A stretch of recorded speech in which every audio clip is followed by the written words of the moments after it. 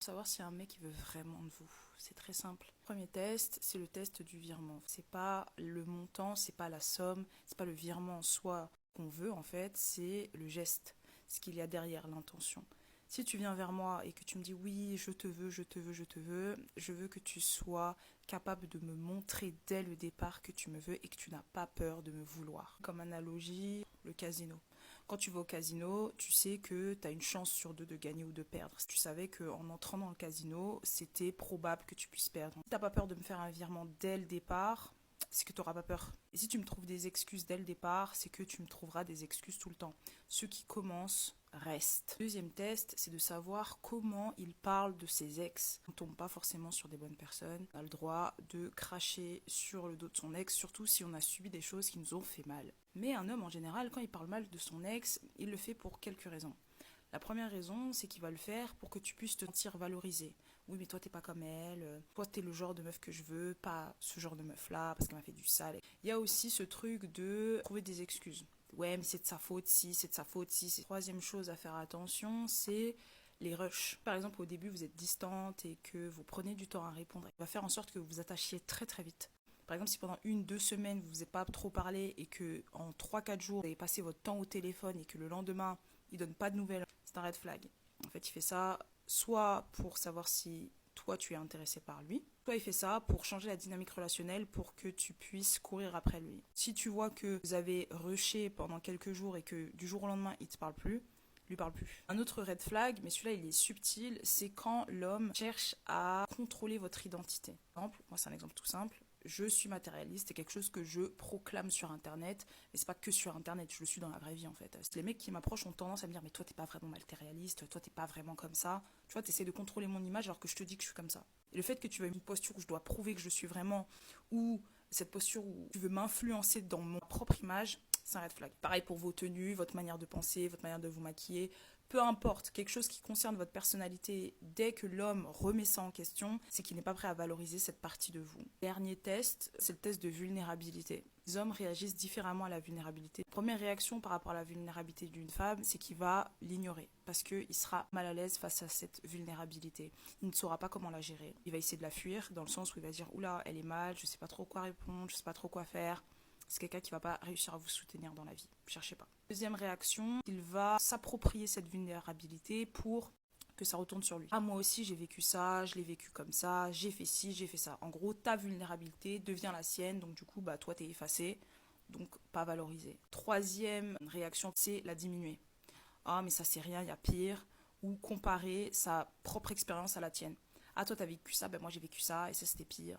Mais c'est pas comme ça que c'est dit, mais c'est dans la dynamique. Quatrième réaction face à la vulnérabilité, c'est la pire, c'est la toxique. Utilise ta vulnérabilité pour l'utiliser contre toi. Donc c'est-à-dire qu'il va garder cette information précieusement pour un jour te la ressortir en pleine face pour jouer avec tes émotions en fait. Tout simplement. Si un homme, dès que tu te montres vulnérable, il n'est pas capable de répondre à cette vulnérabilité correctement, juste être attentif, se poser, écouter. Si il n'est pas capable d'être attentif, un red flag. Ça, c'est des trucs que vous pouvez voir dès les premières semaines de flirt en général.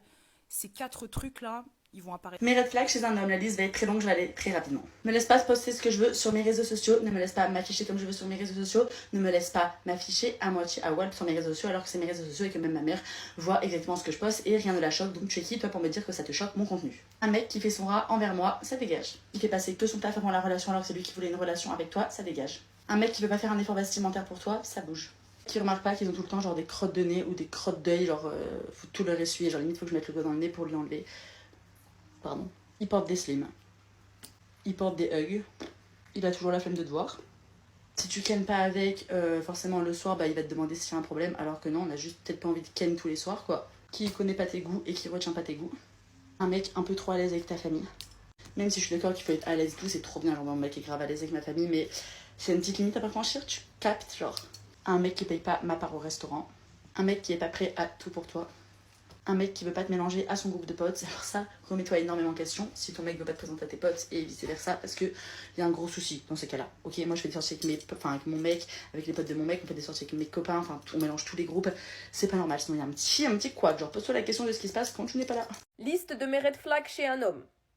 Enfin, la liste est non exhaustive, sinon la vidéo va durer 9h30. Un homme qui fait des playbacks, à moins que vous soyez dans le domaine de la musique et que vous fassiez la promotion de vos singles, vous n'avez aucune excuse à faire des playbacks. Le Seigneur vous a gratifié de testostérone, c'est pas pour rien, faut s'en servir. Et je vais parler au nom de toutes les femmes, quand on vous voit faire des playbacks, on vous range automatiquement de l'autre côté. Pour nous, vous êtes gays. Un homme qui travaille pas, qui n'a pas de rentrée d'argent et qui est pas ambitieux. Alors ça c'est... Hop, suivant. Un homme qui gagne en dessous de, on va dire, 3000 euros par mois.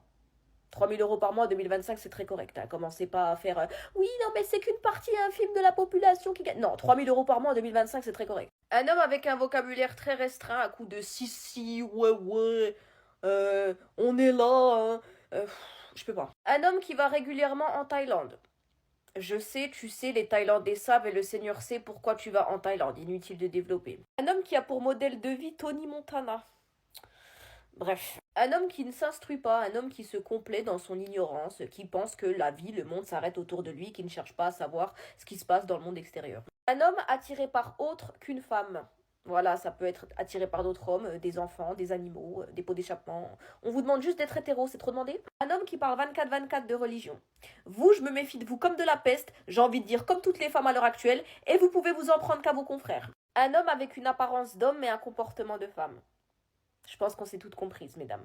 Un homme qui ne s'occupe pas de ses enfants. Enfin, du coup, est-ce qu'on peut encore les appeler des hommes? Un homme qui a une mauvaise dentition.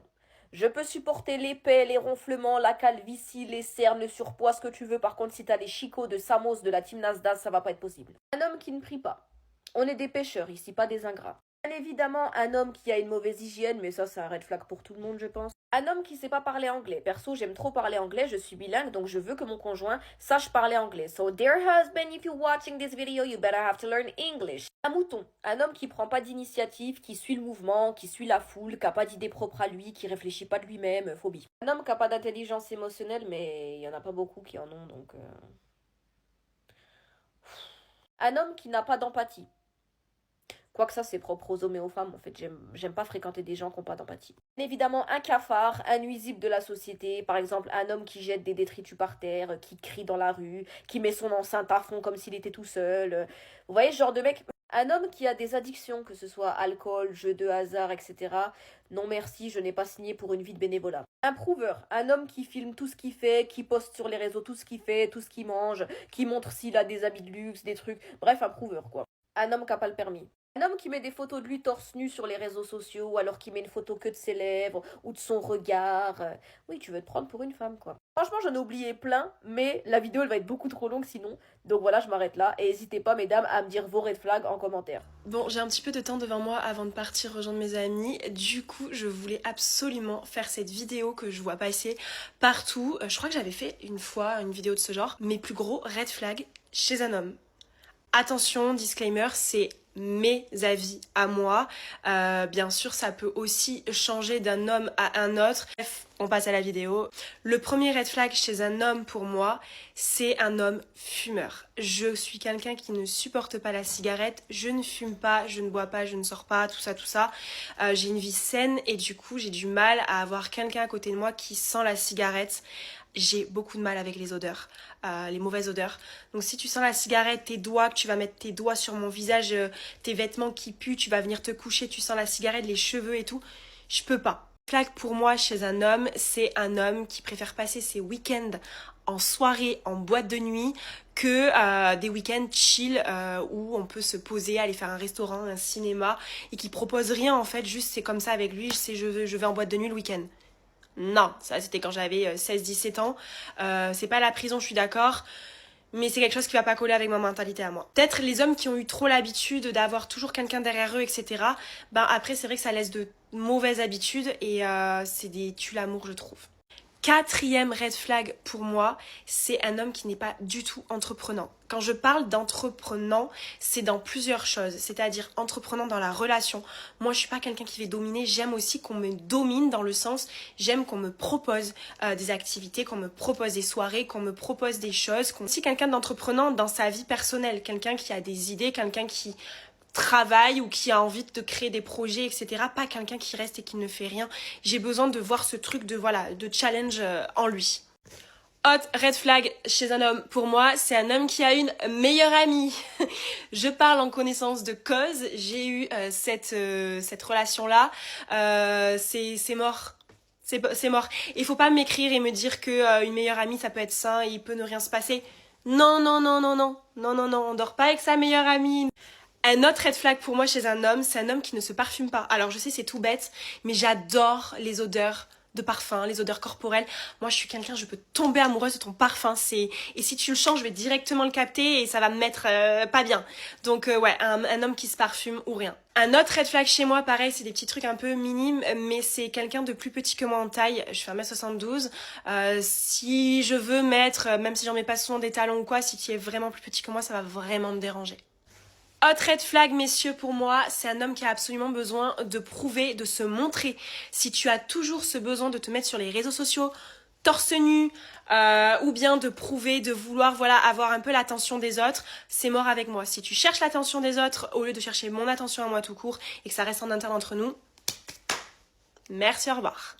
Je pourrais faire tellement de red flags. Je pense qu'un autre red flag que je peux vous citer, c'est un homme qui ne sait pas se remettre en question, qui ne revient pas après une dispute et qui va toujours chercher le conflit plutôt que de savoir en fait si ton homme c'est ton homme, il te connaît, plutôt que de toujours essayer justement de ne pas rentrer en conflit et d'apaiser les tensions. Dernier red flag chez un homme, c'est les hommes qui ne s'endorment pas au téléphone avec moi. J'ai besoin... Non, je rigole. Ça, c'est too much, j'avoue, c'est too much. Et je pense que c'est très rare de tomber sur une personne qui veut dormir au téléphone avec toi et qui est comme toi. Ça n'existe pas. Mais du moins, quelqu'un qui ne te laisse pas t'endormir en étant mal. Ce n'est pas possible. Je pourrais vous faire une partie 2 tellement il y en a, hein, vous avez compris. Et c'est pas tant que des red flags, c'est aussi des bases. En fait, je trouve que c'est la base, voilà, des fois. Partie 3 de toutes les choses qui me dégoûtent chez un homme. Sachez juste un truc, ma liste elle est infinie, donc tant que vous me demandez, je vais continuer. Déjà, un mec, on est au restaurant et il commande des pâtes à la truffe. Il est affolé par la truffe comme une petite chipie là. Je peux pas. Un homme qui porte des soquettes. J'ai eu ce débat il y a quelques jours avec ma famille et on est arrivé à la conclusion qu'un homme ne porte pas de soquettes. C'est que des chaussettes longues. Si un mec, il préfère aller à la piscine plutôt qu'aller à la plage dans la mer, je peux pas vous expliquer mais c'est grave une chipie. Un mec, il vous dit qu'il a mal au ventre. Il y a quoi ma princesse, t'as tes règles? Un mec, il a peur des araignées. Genre, il y a une araignée chez vous et il a peur, il panique, il est en pipi. T'es une chipie. Sur celui-ci, je vais être intransigeante, mais un mec qui ne sait pas nager, un mec qui a peur dans l'océan, dans la mer, ce que vous voulez, je peux pas. Moi, j'ai fait 10 ans de natation, je vous explique, Léon Marchand, c'est mon petit, mais mon mec, il a peur dans l'eau. Non, c'est pas possible. Un mec, tu lui dis, il y a quelque chose de cassé chez toi, par exemple, je sais pas, l'évier, il fuit, et il va appeler un plombier au lieu de le réparer lui-même. Mais qu'est-ce que tu sais faire finalement? Enfin, à quoi tu sers si tu peux même pas réparer tout seul?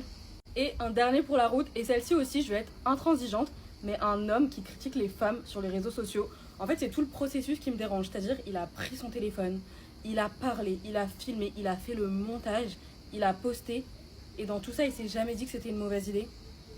Je trouve ça trop bizarre. T'es une princesse, t'es une chipie. Liste des choses que je déteste venant d'un homme, dans le dating, genre venant d'un homme, ce que je déteste le plus. Ce que je déteste par-dessus tout, c'est quand, admettons, tu marches avec ton mec et il est à 1 kilomètre de toi et toi tu es derrière. Genre, ça fait genre en mode comme s'il t'assumait pas, comme si... Ça fait ringard, c'est même pas galant. Ensuite, quand, admettons, tu veux cuisiner pour ton mec et tu lui demandes qu'est-ce que tu veux manger et il te dit, oh, je sais pas, fais ce que tu veux. Like... I want to make something special for you. Je veux faire quelque chose de spécial pour toi et c'est comme ça que tu me réponds. Ifi bro. Un mec avec qui tu dates, c'est ton copain et il t'appelle toujours par ton prénom. Il va jamais t'appeler bébé, mon cœur. Jamais. C'est toujours par ton prénom, il t'appelle. Red flag, ma belle. You need to leave. Un gars qui est tout le temps de critiquer ta famille, tes soeurs, genre en mode, oh, celle-là, elle a fait tant, oh, j'aime pas trop. Un mec même déjà qui critique un membre de ta famille, c'est un gros red flag, ma belle. Après, ce n'est que mon avis. Voilà.